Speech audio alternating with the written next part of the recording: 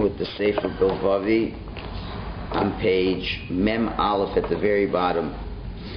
This Yesharim is talking about how the very highly intelligent people are dabbling in the more challenging issues of learning Gemara and things like that, and not focusing so much on their avodas Hashem. While the people who are less intelligent are focusing on the areas of avodas Hashem. And the author of the Bilvavi we just left off by discussing that it's very possible for a person, for example, to be very good in a specific area in which he's working in. He gave the example of an architect. And so there are people who their jobs can be to resolve difficult, complex issues. But on the other hand, if you ask also a person, do you understand how to have shalom bayis in your house? It's also a great chachma. And then he asks the following, and he says basically, if you only have to deal with one side of the coin, that's not such a difficult issue. If you give someone advice, it's not that hard. The more difficult thing is to give advice to two conflicting areas. Let's say a husband has one nature, a wife has a different nature, and to give advice for both of them to get along is not such an easy thing. And he's leading into the bottom paragraph on page Mem Aleph. We just said this morning the bracha of Asher Yatzar Es Adam B'Chachma Uvaravo Nekavim etc. etc. Baruch Ato Hashem Rofecho Basar Mafli Lasos. The bracha we make after coming out of the washroom is the bracha that Hashem heals all flesh and does wondrous things, and also that He fashioned man with Chachma. So the question is, did Hashem only create man with Chachma, with wisdom? It seems that Hashem created man with wisdom. Anything else? He created everything with wisdom. Hachiyus, Hachayus, Habehemus, the wild animals, the domesticated animals. Kulam b'chachmas, He made them all with wisdom. So why the focus on the human being? Page Mem Beis. The answer is certainly Hashem created them all with wisdom. But the creation of a man has a unique wisdom. Mahi, what is it? To create a body alone, that's also wonder. That's also big chachma. And we can't even do that. And to create a soul is also a great wisdom. But to create an infinite soul in a finite body, those are two opposites, diametric opposites. To put them together, that's an amazing thing. So it's a whole different wisdom. To create two conflicting entities that can become compatible with each other. Now, what's the point of this? He says, to learn Gemara is a big chachma.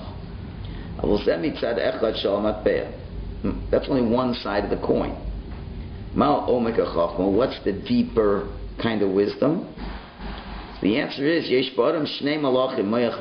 person has two rulers inside of himself, the brain and the heart. To arrange everything in the brain alone, that is a great wisdom. And to arrange things in the heart alone is also great wisdom. But to merge the two together, to have great wisdom and to have a developed mind and a developed heart, this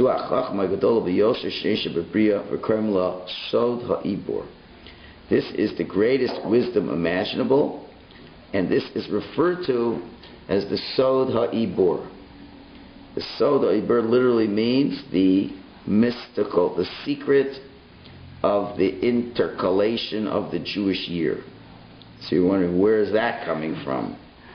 So now he's going to give a beautiful explanation of this concept of what is called in halachic parlance Sod ha'ibur. When they refer to the intercalating of the years, it is referred to as sod, as a secret. And now you're going to understand the deep mystical understanding of this, which is very profound. He will explain. Yesh chama v'yesh lavana. You have the sun and you have the moon. We know Yemei Chama Hem Shasa. The yearly solar calendar is 365 days. Yemei Halavana Hem Be'erach Achadas Yomim Pachas. And the lunar calendar is approximately 11 days shorter than that. So now, the problem is that they're not in sync with each other. So if you're a Muslim, you don't care. If you're a Muslim, you forget about the solar calendar, and you only live with the lunar calendar. And therefore their holidays will always come in different times of the secular calendar, of the solar calendar. Now, Kol Soda Ibur, the whole secret of Ibur. Ibur literally means, it makes pregnant. The whole secret over here is to coordinate the lunar and solar calendar together. To be able to find a way that they can be not go too far off. So you look at that, that's an interesting thing. Judaism has both. We have the lunar calendar. Jews are compared to the moon. Therefore we count by the moon. But then on the other hand, the solar calendar is an important thing as well, because it really decides what the natural events during the year are going to happen. For example, Pesach must happen in the springtime. You cannot have Pesach in the winter. It just doesn't go. It doesn't go. But a lunar calendar itself doesn't accommodate that, because every year you're losing 11 days to the solar calendar. As you found this year, Pesach was in March. If we would make any adjustments in another 6 years, it will be dead of winter on Pesach, which cannot be. Cannot be. Therefore, God understood, and to go with one calendar alone isn't good. Hashem didn't want a solar calendar, because Jewish people are not compared to the sun. It doesn't really reflect our innermost relationship to time.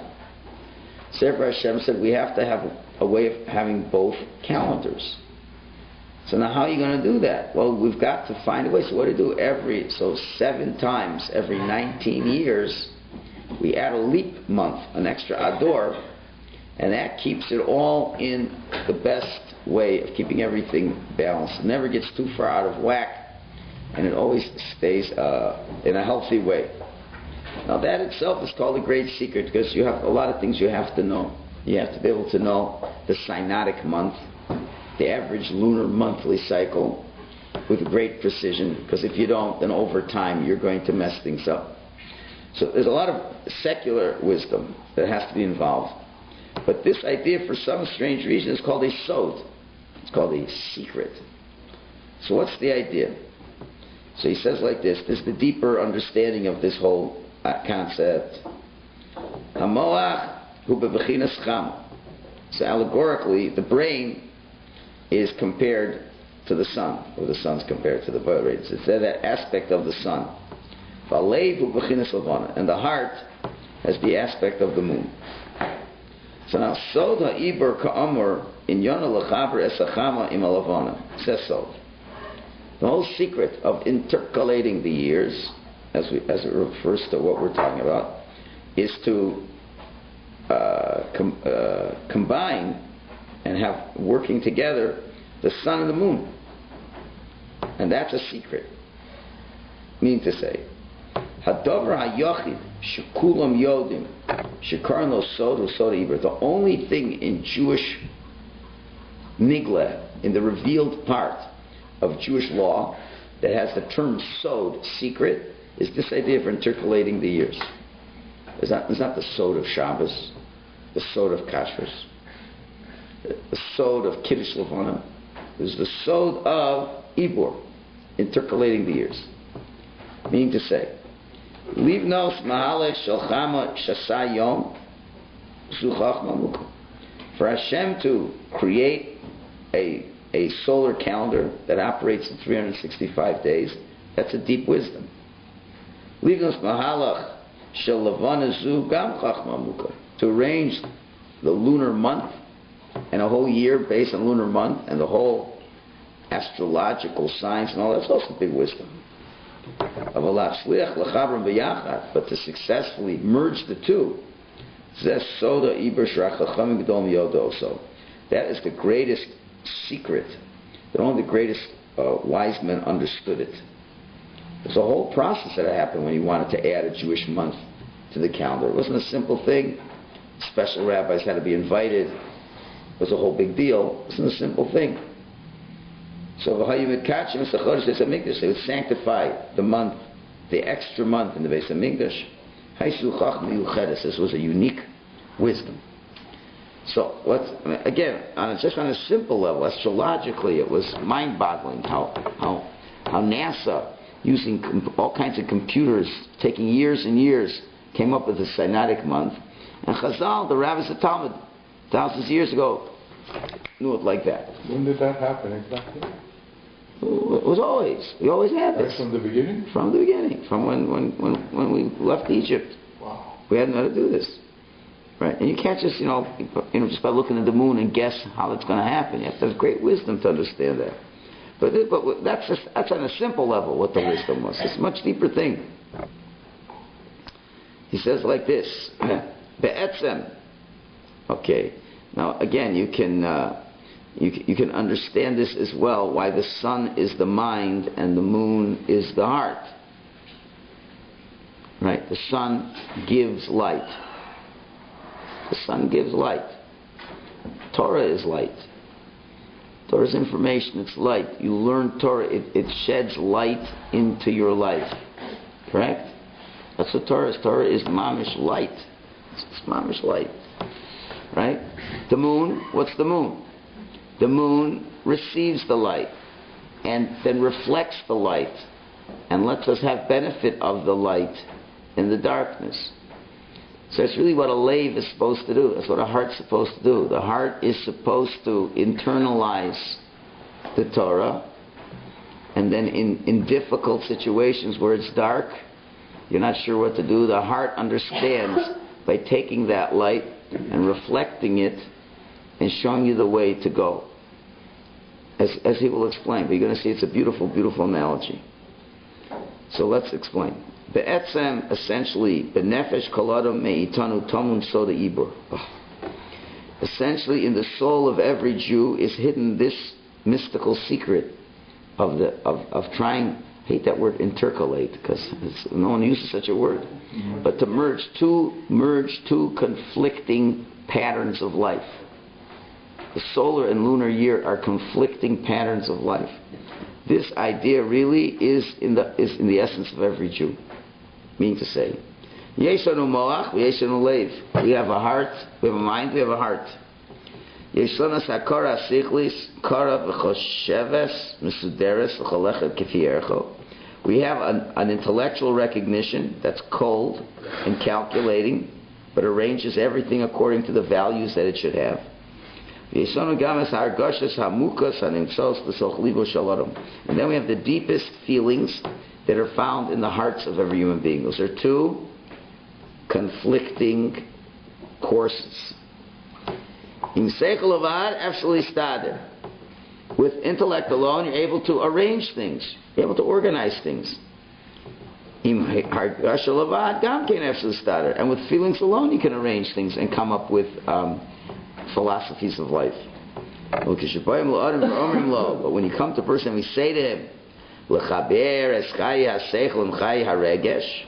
now let's combine the way you understand, the way you intellectualize things and the way you feel things, and to act as if they're working together. This is the deepest secret of intercalation. Okay, you understand? It's conflict within a person. What you know and what you feel. You know you shouldn't speak Lashon Hara.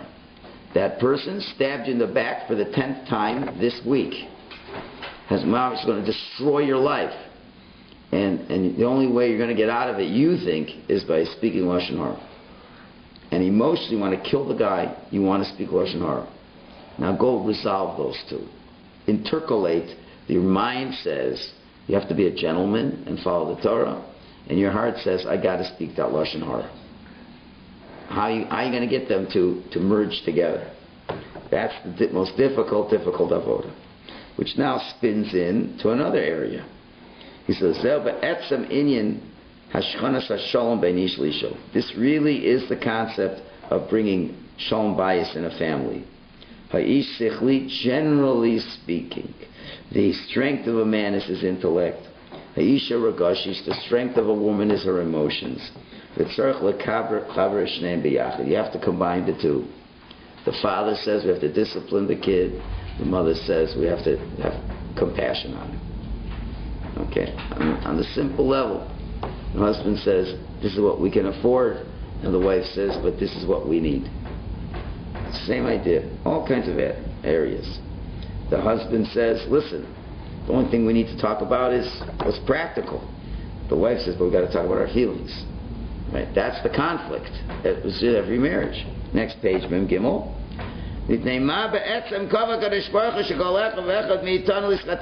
Why did Hashem establish that every Jew has to get married? To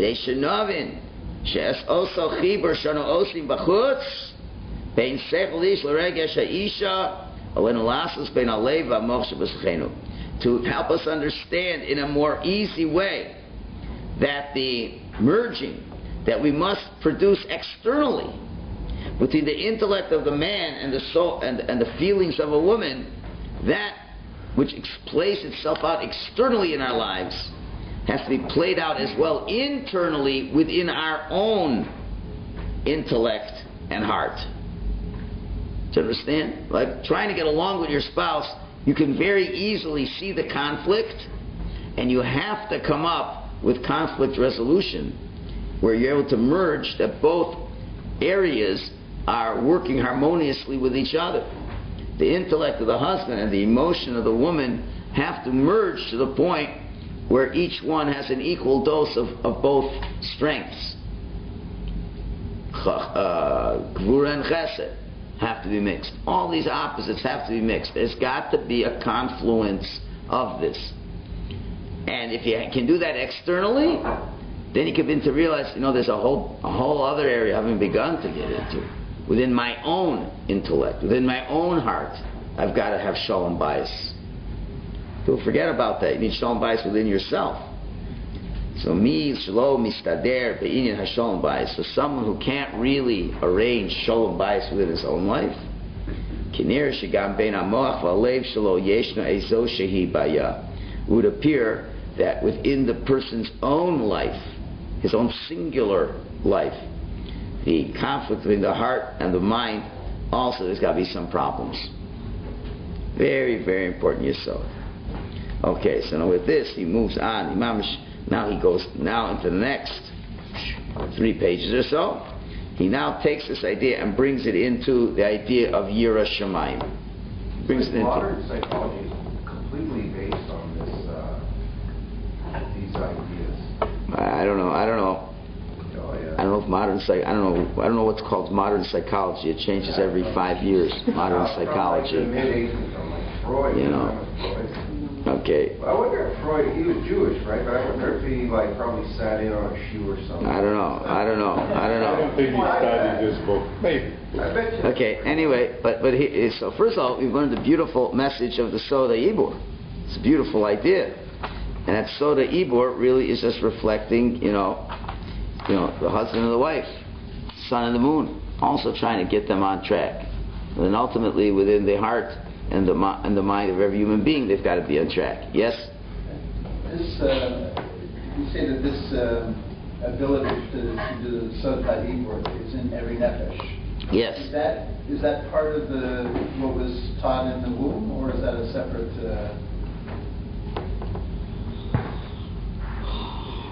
It could be. Could be. Or is it like a hardwired thing? I don't know. It's a semantic question. It's a semantic question. Every Jew is capable of doing it. Well, only because then you could forget it. You know, like you. Doesn't matter. It's too semantic for me.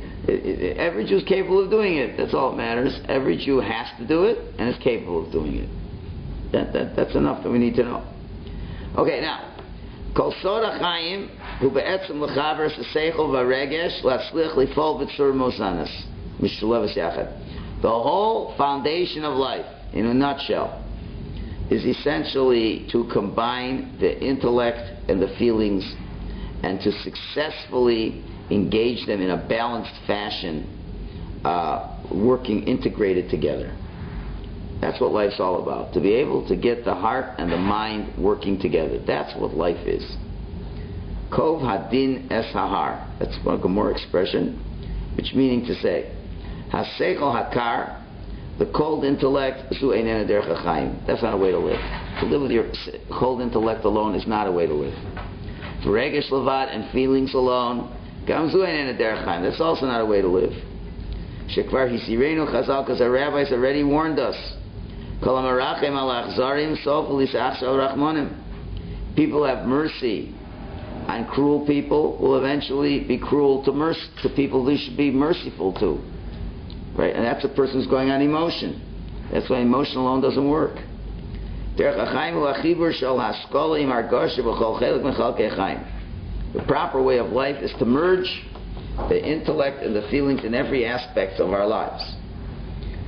So, Adam she'ein lo haskala. Let's say a person without any intellect. Minanei alulav.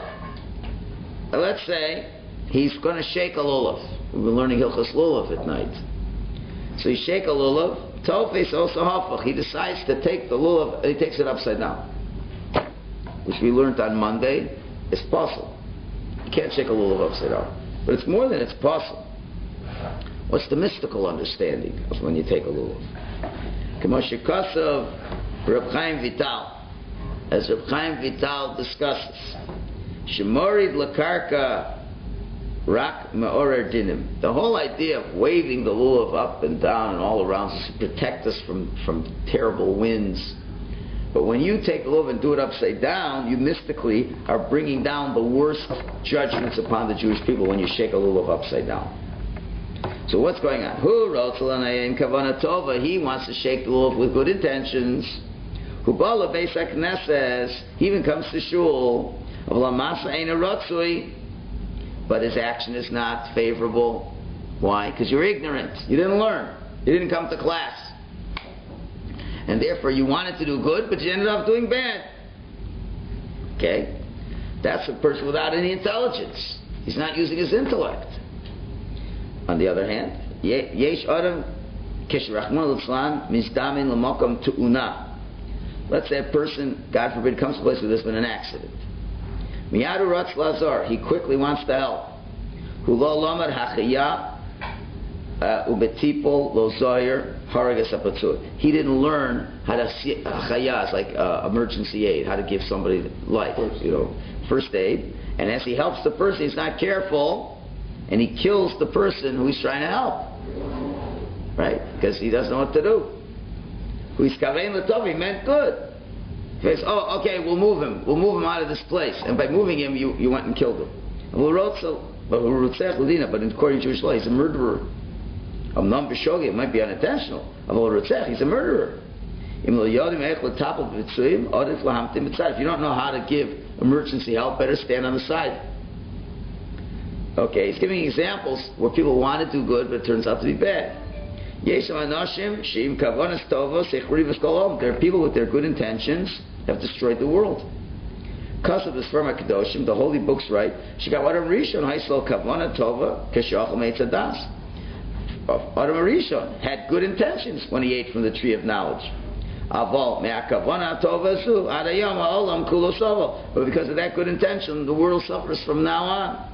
From then on. Because Hashem said, from the day that you eat it, you will surely die.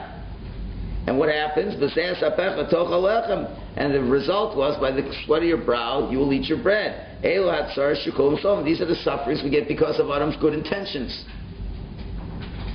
So now, in Kavonas Tovas Levad, he actually started B'chaim B'shum Oven. With good intentions alone, you never can arrange your life in a proper way. No way. Right? No way. Oh, I meant for the good. My parents mean so much good for their kids, and they're destroying them. Destroying them. Mom is destroying them. They think it's good. What are they basing that on? Because everybody else thinks it's good. Because the toy manufacturers think it's good. Destroying your kids. You don't think any kid wants to hurt their kid? They are. They're killing their kids. But they mean for their good. What's the problem? The whole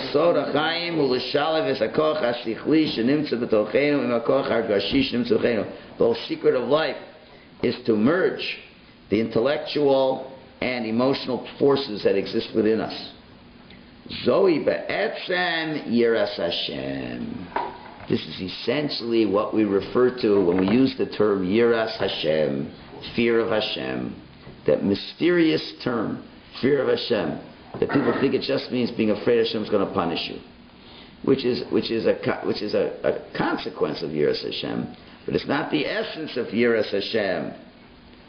V'lochein hi levado nikreis chachma. And in the Talmud, it says, Yiras Hashem alone is called wisdom.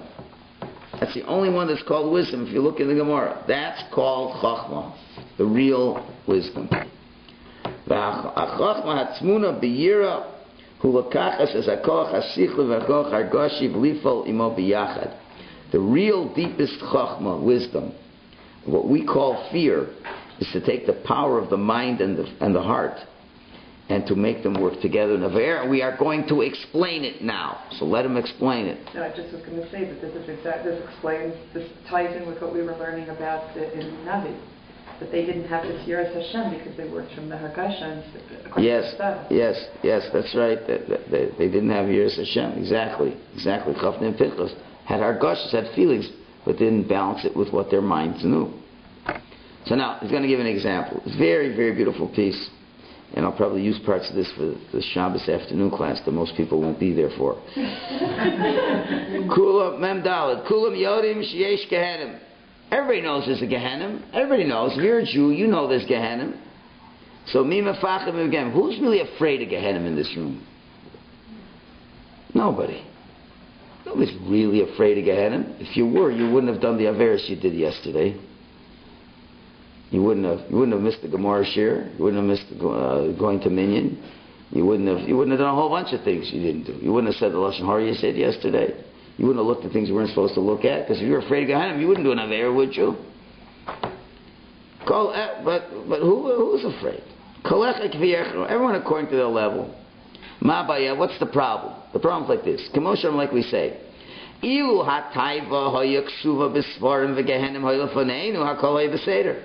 If lust was a concept written in a book, but something I didn't feel, but Gehenim was right in the world I'm looking at, then everything would be fine. If I could feel what Gehenim was like, and there's a concept of lust, but I don't have the lust, it'd be easy to be a Jew. But it's reversed. Gehenim is talked about in the mystical books. You have to look at a mystical book to read about Gehenim, and they describe Gehenim. But that's in a book. Uvod Kamakaras or other sources. But the lust is in front of our eyes. We feel it. Therefore, the fear of Gehenim is like almost non-existent. Again, it's a concept. It's not a reality. The seichel intellectually, everyone intellectually knows there's a Gehenim. Everyone knows you're going to get it badly, but who feels it?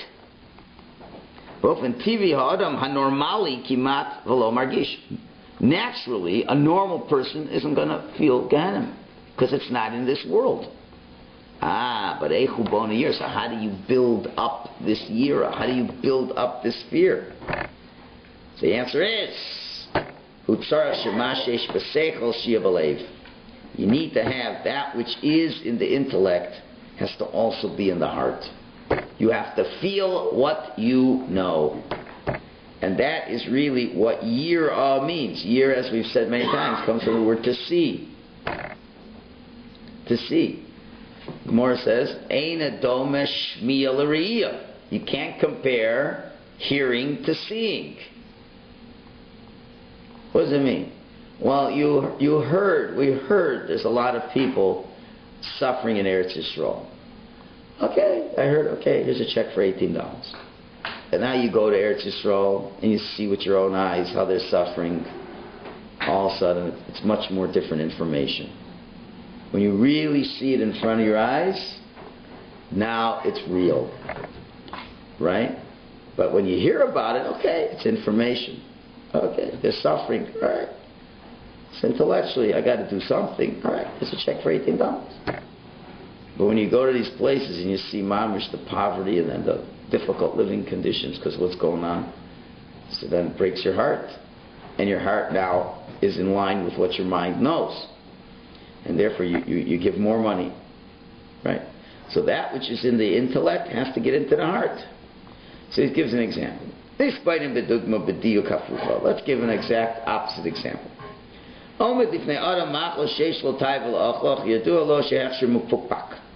Person is hungry. He's out on a tiyul somewhere, and you're really hungry, and you go into a store and you find an amazing chocolate bar. Go, wow! I really need a chocolate bar now. You take a look at the hechsher, and the hechsher, it's not the standard hechsher you're aware of. Is this type of hechsher okay? And you never heard of this one. He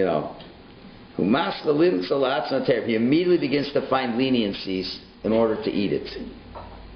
Number one, Eid Echad Nemen B'Surim. We know the Talmud says one witness is believed in testifying regarding prohibitions.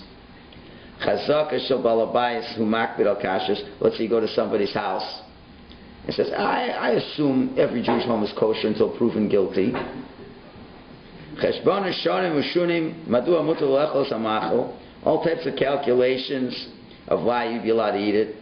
Right? When we were young children, and there was a Mars bar without a hechsher, and you looked in the ingredients. It doesn't say pig.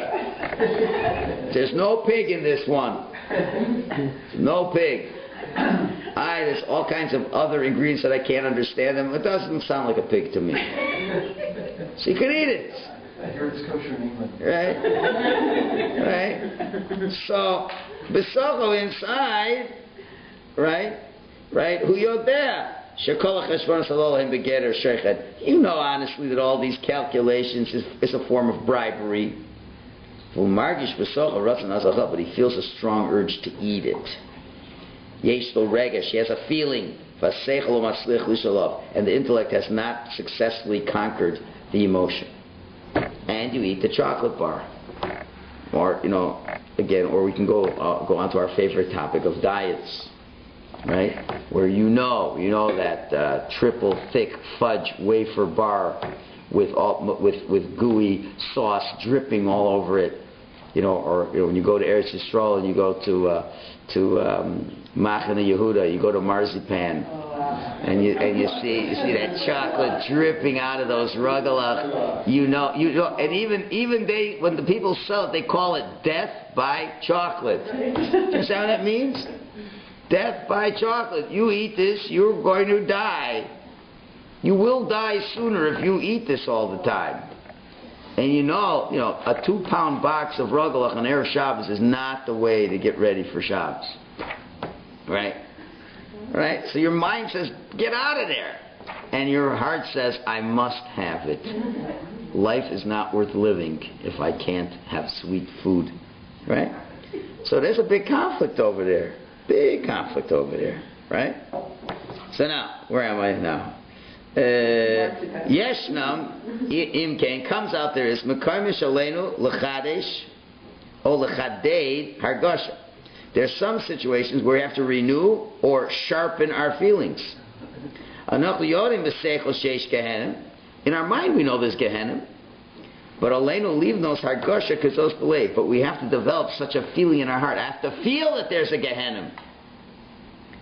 Yesh makomos, right? That's why, certain tzaddikim, I remember I told you this story, that certain tzaddikim who would put their finger over a fire till it would burn, so they would feel Gehenna. So they would feel it. They would mamish feel it. You feel the pain of your fingertip. And it would be mamish excruciating. They said, mamish, imagine it's going to feel over my whole body 10 times more than that is Gehenna. I'm not suggesting we do that. But you have to find a way to really develop the feeling, to feel that Gehenna is right next to you. It's right there. You say Lashon Hara, you're going to get singed. But you got to mamish feel that, right? Everybody, there's not one person in this room will take their hand and put it over the stove when it's hot. Nobody will do it. Why don't you do it? I think it'll be fun. It'll be a nice thing. Be cool. No, you crazy? Because I've seen too many examples of that happening. Right? So there's no way I'm going to do it. Why not? You don't feel anything. You're 2 feet away. You don't feel any. I know it's going to happen. Your eyes see it. You don't do it. So the same thing with Gehenna. Anachnu yodim b'seichel, right? Sheyesh did that. V'yesh mekoimish aleinu lahashidus hamoch al argasha. And there's other times reverse. You have to have your intellect overcome your feelings. Hashlili that are negative, shebalev lo kamisham. You can put them out. Your brain has to say, get rid of those marzipans. You look at it and say, this makes no sense to eat this. You have to be a raving lunatic to eat it. You're already 180 pounds overweight. You don't have to add another 20 this afternoon. Right? You have to use your mind. So you have to have each time one being stronger than the other. V'yava with love. Let's talk about love now. Loving Hashem. So superficially, a person could have a spiritual love. Let's look at a simple, basic example. Avas Torah, loving Torah. Do you love Torah? There are many people who naturally love to learn Torah. They love to learn Torah. With no connection to the fact that that's a commandment of God. When they come to learn Torah, they feel the sweetness. They love learning Torah. That's when you can feel. So the Torah's in front of you, you're studying it, you feel it. It's good. It was a good feeling to learn that Gemara last night. Right, Rafal? On the other hand, Hayira, Kula Banuya al Yesod Shel Davar She'eina Nimtzum L'Einayim. The whole foundation of fear is based on something that is not in front of your eyes. That's what Yira. Yira is to see something deeper than the way it looks superficially. Person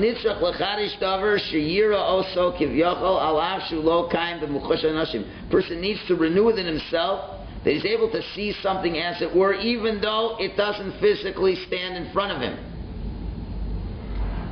That's the real Yira. So L'chein, that's what the pasuk says. Hein Yiras Hashem hi chachma. Yes, so it is. Fear of Hashem, that is chachma. And also, v'zeh shar l'Hashem tzadikim yavovo, and that's the gate that tzadikim go through. Yiras Hashem, the fear of Hashem, he has shar darko marki va'odam es haseichel v'gashes v'vasachas. Fear of Hashem, that is the gate of the pathway that merges the intellect and the feelings as one. Going on to Memhei. Im adam higia l'yira, if a person comes to fear, behechrech she'ichud lepachos b'ramus yamas, he has to, at least to some extent, unify as sichlo yachad im libo v'asachas, simultaneously to unify his intellect and his heart. That is the real wisdom. In other words, how he got it, when he talked about loving Torah again. He kind of didn't finish that idea. Loving Torah. There's loving Torah. I happen to love learning. That's externally, but to love it deeper. To love the Gemara, because not just it's a Gemara, because that's the Creator who created it for you to connect to Him, and you're loving Hashem through that. That's the real Avos Torah. So, but this Yira, you need this Yira to merge that which is not so obvious in front of you. right? You need to have a yira. This avera, although as pleasant as it feels now, how bad it's going to be for you. I have to be able to see that which is not seeable. And when I see what's not seeable, I won't do what's bad for me. And then I will feel like I shouldn't do it. And that you have to allow that to bring out deeper. And it goes both ways. Sometimes you have to bring out that which is in the mind. Sometimes you have to bring out that which you should be feeling. Right? Sometimes, Gehenna, I don't feel it. I know it, but I don't feel it. You've got to do something to make it real, so that you will feel that there is a Gehenna. And other times, when the feeling is real and the intellect isn't real, you've got to make the intellect stronger. By seeing that which you should intellectually know, but you got to feel that which you know. What do you mean feel it? If you see it, you feel it. If you don't feel it. So what does Yiras Hashem really mean? Yiras Hashem really means to say, and that's what we've been talking all along, is that you gotta see that Hashem is on the chair right next to you. You have to live in a way that you feel He is right next to you. He's looking right over your shoulder every time. It's like those when they give you these replays, or these guys, these racing car guys, and they put a camera in the racing car. You will now see what Andrea, whatever, so and so, always Italian drivers, right? Who's driving, how he sees it going 240 miles an hour. So you know what? Hashem's camera is right there. You have to feel it's there. If you feel it's there, you will not do what you do. That's wrong. And when you do things that are good, you're really going to do it with a whole different zest. That's Yiras Hashem. That's combining the realms of Chachma and the realms of feeling. Which on the deepest level now, if you understand, when it says, the Gemara says, when it talks about the questions they ask you on the final exam, he says, if Yiras Hashem, if Yiras Hashem is your treasure house, then everything is good. And if not, it's all a waste of time. So what does that mean? What does that mean? So, as you know, all those questions parallel the three higher levels of Keser, Chachma, Bina. That's all in the mind. That's all Seichel. Chesed through Malchus, it's all feelings. It's all feelings. Right? So if a person has Yiras Hashem, what does that mean to say now? Yes, the top levels say, really, my will is to be a Talmid Chacham. And I've learned and I understand that you've got to be a Talmid Chacham. Wonderful. Now you've got to feel it. You've got to love being a Talmid Chacham. You have to control yourself to be a Talmid Chacham. You have to have compassion on yourself to be a Talmid Chacham. You have to be consistent and humble and bond and act royally as a Talmid Chacham. Then you'll be a Talmid Chacham. Those are the feelings. Oh, I don't feel it. Yiras Hashem makes what you know to make it how you feel. And that's the biggest disconnect that exists in life. The three higher spheres of the mind and the seven lower spheres of the emotion. Yiras Hashem, that Yiras Hashem, that has to be the Otsaro. That has to be the warehouse, the storage house. If you don't have the Yiras Hashem, then you forever suffer from that disconnect. Either you emotionally want to get into things, but you're not hearing what the mind is saying, or the mind is telling you things, but you're not emotionally connected to that. If you have a disconnect between the mind and the heart, it isn't going to work. And that's what really Yiras Hashem is all about. Okay, he's going to continue with this idea and bring it back into the words of Mesillat Yesharim. Very, very important stuff.